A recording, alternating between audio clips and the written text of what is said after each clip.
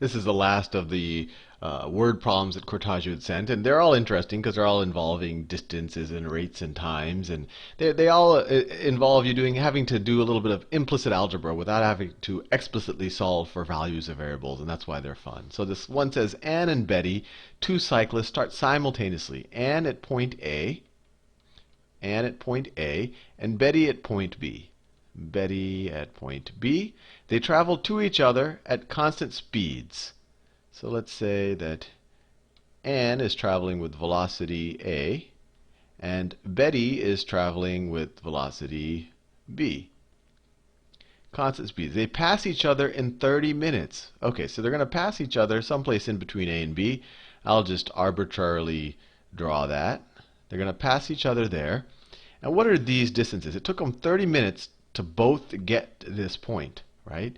They pass each other in 30 minutes, and Anne headed for point B arrives there in another 20 minutes. Okay, so this distance takes Anne 30 minutes. So what's the actual distance? So it's always useful to write distance is equal to rate times time. So what's the actual distance she traveled? Well, the rate is VA. She traveled a rate of VA, and her time, they tell us, it took her 30 minutes to get there. So VA times 30. Let's say this velocity is expressed in minutes. Fair enough. And Anne headed for point B arrives there in another 20 minutes. So this is going to take her another 20 minutes. So this distance right here is what? She's going at the same velocity, but it takes her 20 minutes. So the distance is velocity times time. So it's VA times 20, or 20 VA. Fair enough. How many minutes after Anne arrives at point B will Betty arrive at point A? So Betty was going in this direction. They meet right here, and then she keeps going and hits point A. So the key realization here is that this took Anne 30 minutes to get here, but it also took Betty 30 minutes to get here. So what's this distance in terms of Betty's velocity? What's this distance? Well, distance is equal to rate times time. It took Betty 30 minutes to go this distance at a velocity of VB. So it took her 30 VB meters or whatever. Actually, we don't even have to specify the units, whatever the units the velocity is in. If it's in meters per minute, then this is the distance in meters. It takes her, this distance is 30 VB, right? So essentially, we just have to figure out how long it takes her to travel this remaining distance, and we would have solved the problem. So how can we do that? Well, we can already set up a relationship between VB and VA, because this distance is the same. It doesn't matter how fast you travel it, the distance doesn't change. So we know that 30 times Betty's velocity is equal to 20 times Anne's velocity, 20 VA. And so if we wanted to express Anne's velocity in terms of Betty's velocity, just do it that way, we get, let me scroll down a little bit. If we divide both sides by 20, we get 3 halves of Betty's velocity is equal to Anne's velocity. Fair enough. So what is this distance in terms of Betty's velocity? We know it in terms of Anne's velocity.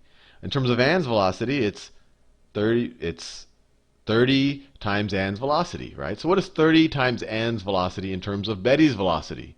Well, if we multiply this times 30, that's 30 times Anne's velocity. So we can multiply both sides of this times 30. So if you multiply 30 times here and times 30, this is the distance.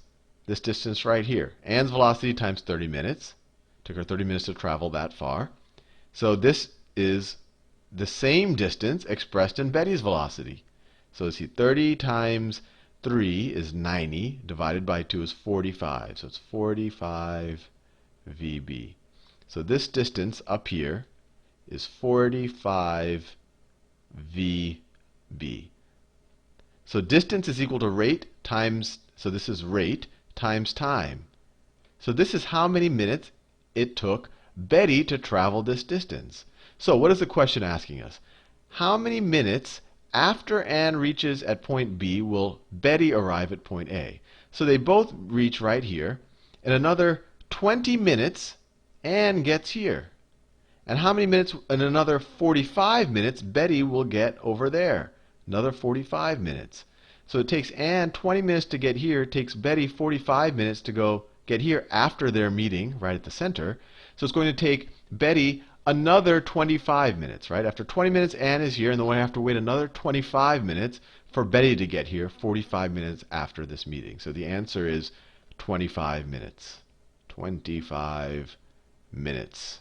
How many minutes after Anne arrives at point B will Betty arrive at point A? Yep, 25 minutes. They could have just asked how many minutes after the meeting will it take Betty to reach point A. It would have been 45. But they want to know how many more minutes after Anne gets there. Anyway, thought you would find that useful. And final time, thanks to Cartagio for sending that problem.